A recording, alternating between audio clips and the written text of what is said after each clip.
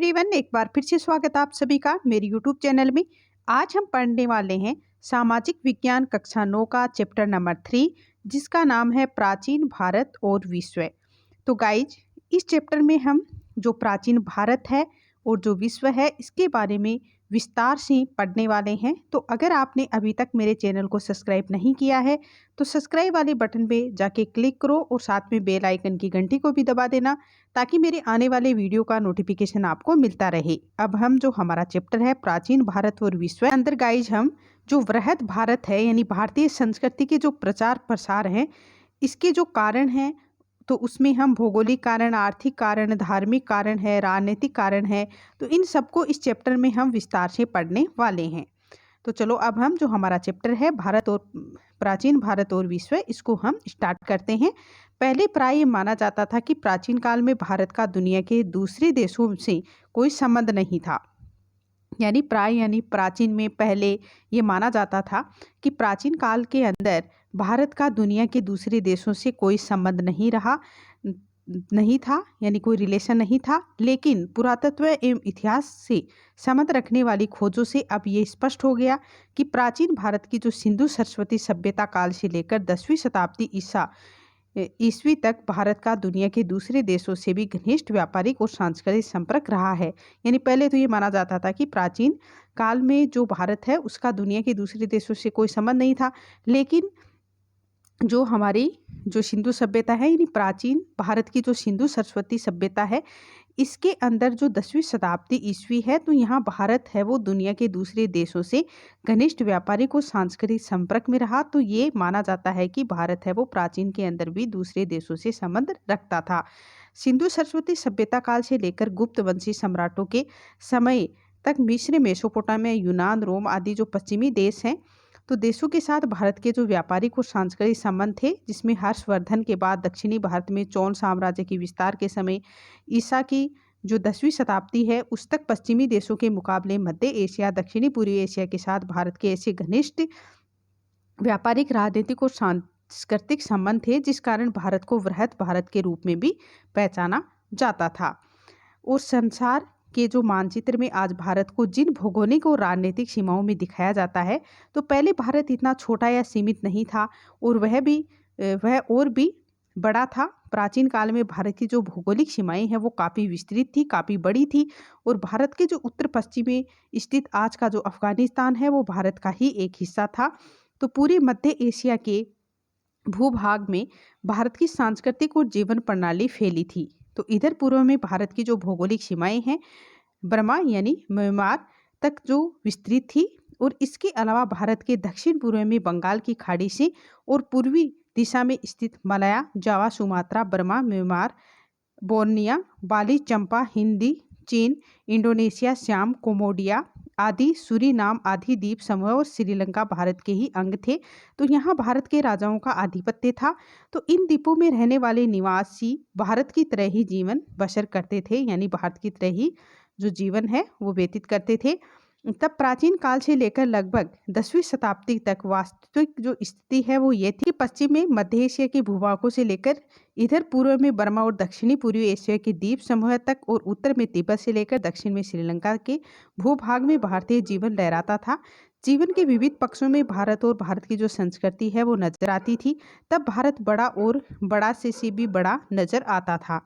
बड़ा शब्द को संस्कृत में बृहत्तर बोला जाता है, इसलिए इतिहासकार एशिया के इस भूभाग को, जहां प्राचीन काल से लेकर 10वीं शताब्दी तक भारत की संस्कृति फैली हुई है, तो बड़े से बड़ा भारत अथवा भारत नाम के नाम से पुकारते हैं।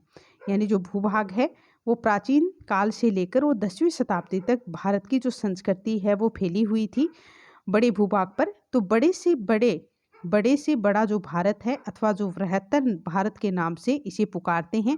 तो संक्षेप में वृहत्तर भारत के अंतर्गत भारत के भूभाग के साथ उन देशों को सम्मिलित माना जाता है जहां प्राचीन काल में भारतीयों का राजनीतिक और सांस्कृतिक प्रभुत्व था। वृहत्तर भारत में भारतीय संस्कृति के प्रचार प्रसार के निम्न कारण थे। तो वृहत्तर भारत में जो भारतीय संस्कृति है इसके प्रचार प्रसार के जो कारण है वो कौन कौन से थे। तो पहला है भौगोलिक कारण। तो भौगोलिक कारण क्या था कि इसका जो सर्व प्रमुख कारण भारत की जो भौगोलिक स्थिति थी, भारत एशिया महाद्वीप के दक्षिणी भाग में तो मध्य में स्थित है, और इसी स्थिति के कारण ही भारत की अन्य देशों के साथ संबंध रहना स्वाभाविक था। अब है आर्थिक कारण। तो प्राचीन काल में भारत का एक उन्नत देश था, यानी प्राचीन काल के अंदर जो भारत है वो एक उन्नत देश था, और यहाँ के बने हुए सामान की विदेशों में प्रचुर मांग थी, और भारतीय व्यापारी विदेशों में अपना माल बेचने जाते थे। भारत से जाने वाले कई व्यापारी विदेशों में जाकर बस गए और कई आते जाते रहते थे। तो इन व्यापारियों के दूसरे देशों में आने जाने और बसने के साथ उन्नत भारतीय सभ्यता और संस्कृति का उन देशों में प्रचार प्रसार है वो स्वाभाविक था।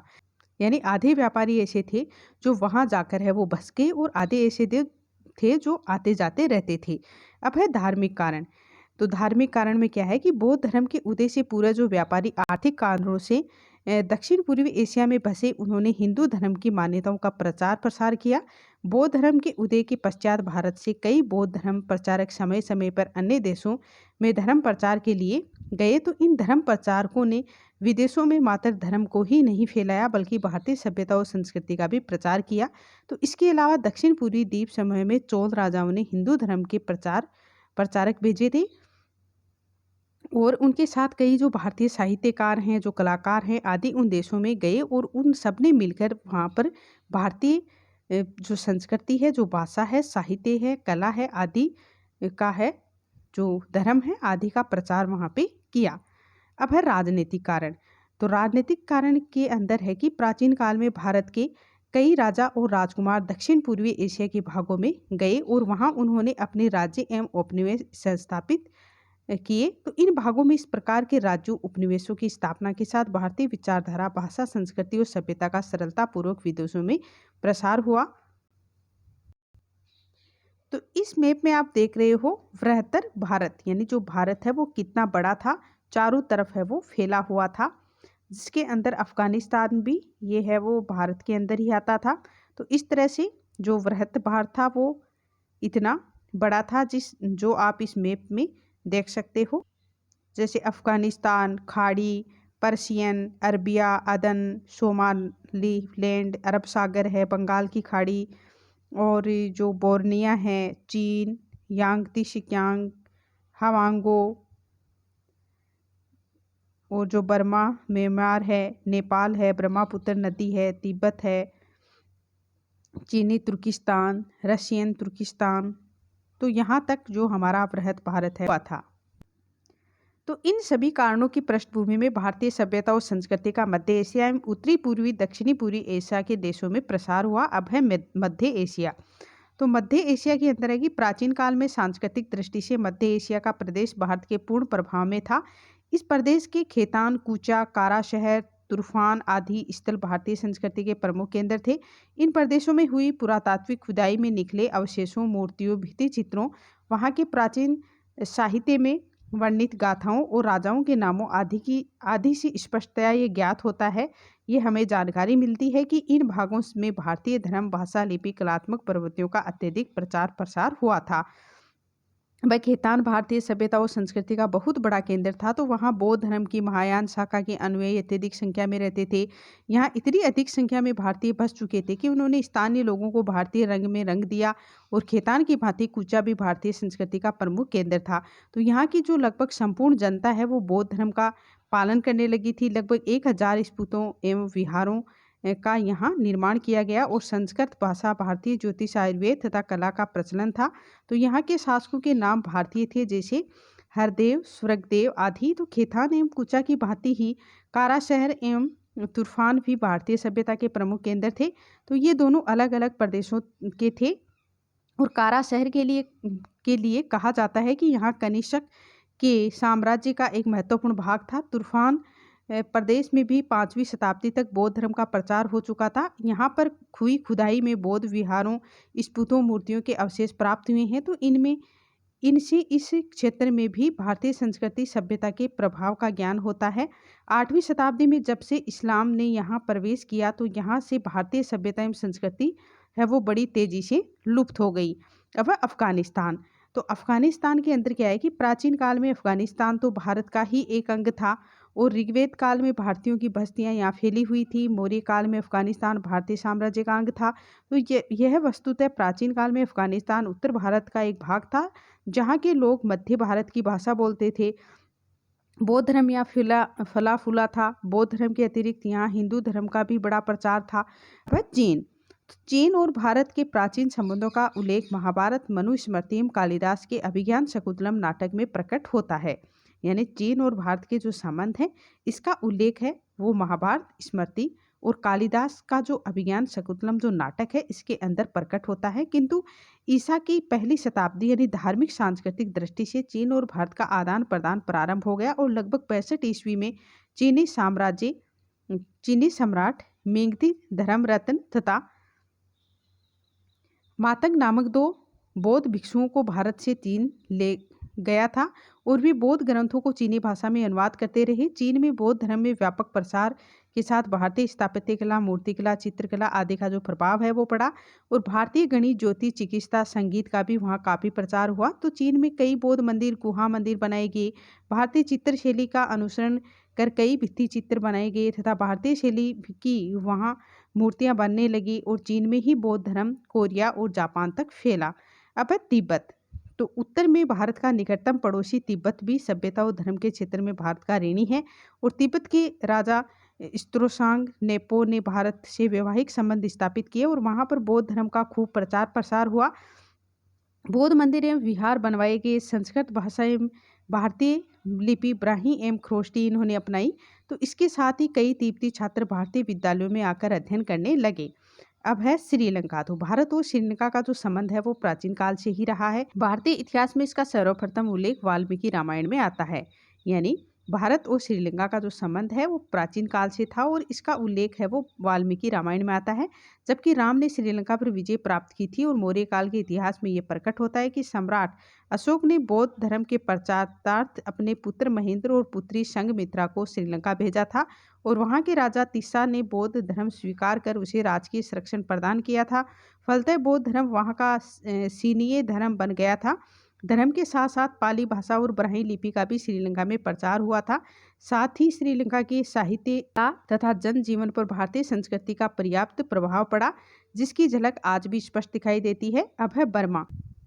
बर्मा का वर्तमान में म्यांमार नाम है और यहाँ प्रथम शताब्दी से भी पहले भारतीय संस्कृति का प्रसार है हो चुका था। तो यहाँ के आराकन, तांगोंग, श्री क्षेत्र, यातोन और पिंगू में हिंदू जीवन शैली पर्याप्त मात्रा में विकसित थी। बर्मा के कई लेख संस्कृत व पाली भाषा में हैं। हिंदू देवी देवताओं के कई स्मारक बर्मा में पाए गए हैं। बर्मा के मान राज्य में हिंदू धर्म का सर्वाधिक प्रभाव था। 9वीं-10वीं शताब्दी में पागन राज्य की स्थापना हुई। तब यहाँ का प्रसिद्ध राजा अनिरुद्ध था और इस पागन वंश के राज्यकाल में ब्राह्मण धर्म का स्थान बौद्ध धर्म ने लिया। बर्मा का आनंद मंदिर भारतीय शिल्पकारों द्वारा ही निर्मित है और बर्मा म्यांमार में आज भी कई नाम हिंदू संस्कृति मेल खाते हैं। और कंबोज। अब है कंबोज। तो कंबोज या कंबोडिया को पहले फुनान कहा जाता था। यानी जो कंबोज है उसको पहले फुनान कहा जाता था। वहाँ ईस्वी सन की प्रथम शताब्दी में कोडिने नामक भारतीय ने अपने राज्य की स्थापना की और वहाँ नागी जाति की शोभा नामक कन्या से विवाह किया। तो इसी ने यहाँ के निवासियों को कपड़ा पहनना सिखाया। ये वंशजों के शासनकाल में कोमंडिया की प्रगति हुई और वहाँ भारतीय संस्कृति का प्रसार भी हुआ। तो आप देख सकते हो अंगकोर वाट का मंदिर इस तरह से बना हुआ है। 9वीं शताब्दी के प्रारंभ में जय वर्मा के वंशजों के काल में कंबोडिया में भारतीय भाषा, संस्कृत, दर्शन, साहित्य, गणित, ज्योतिष वहाँ का प्रचार हुआ और इसी वंश के राजा सूर्य वर्मा द्वितीय ने अंगकोर वाट नामक प्रसिद्ध विष्णु मंदिर का वहाँ निर्माण करवाया।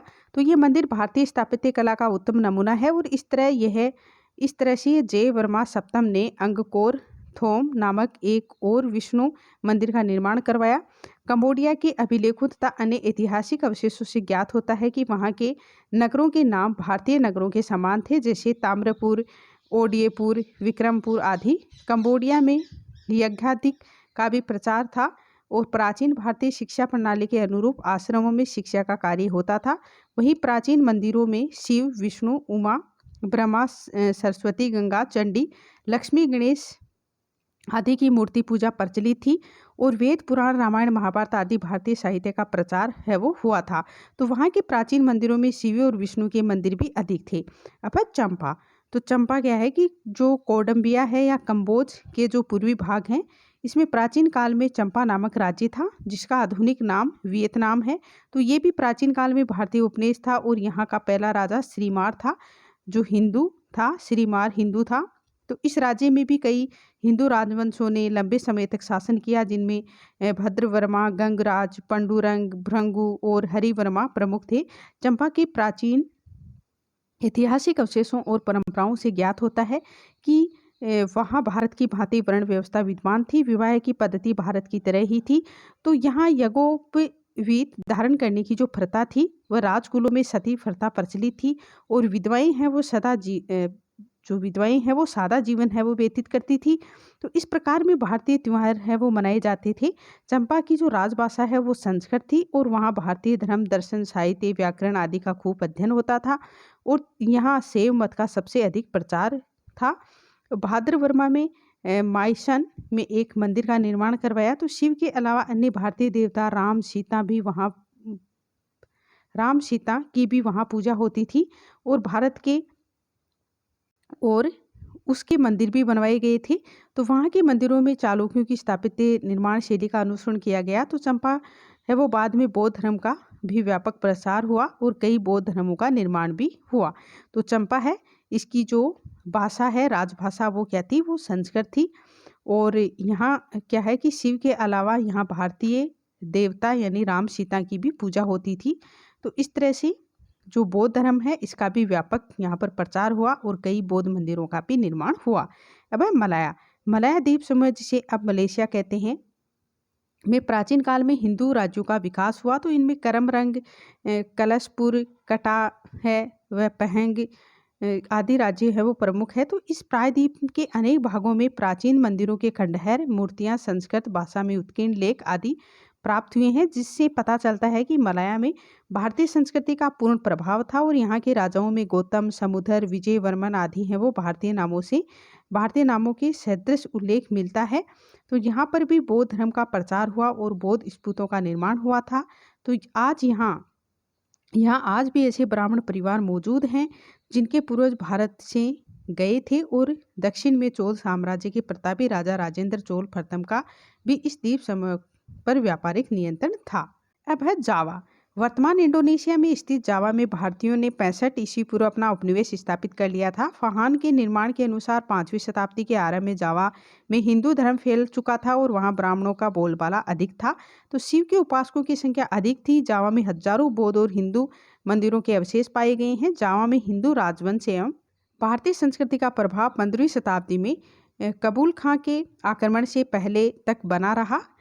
कबूल खां के आक्रमण के साथ ही वहाँ इस्लाम का प्रचार प्रसार हुआ और भारतीय सभ्यता और संस्कृति का प्रभाव है वो कम होता गया। तो इस तरह से गाइस जो हमारा चैप्टर था प्राचीन भारत और विश्व, तो इसको हम आधा इस वीडियो के अंदर पढ़ेंगे यानी पढ़ लिया है और आधा हम अगले वीडियो के अंदर पढ़ेंगे। इस वीडियो में इतना ही। अगर आपको मेरा ये वीडियो अच्छा लगे तो प्लीज़ वीडियो को लाइक करें और शेयर करें और मेरे चैनल को सब्सक्राइब करना ना भूलें। Thank you guys.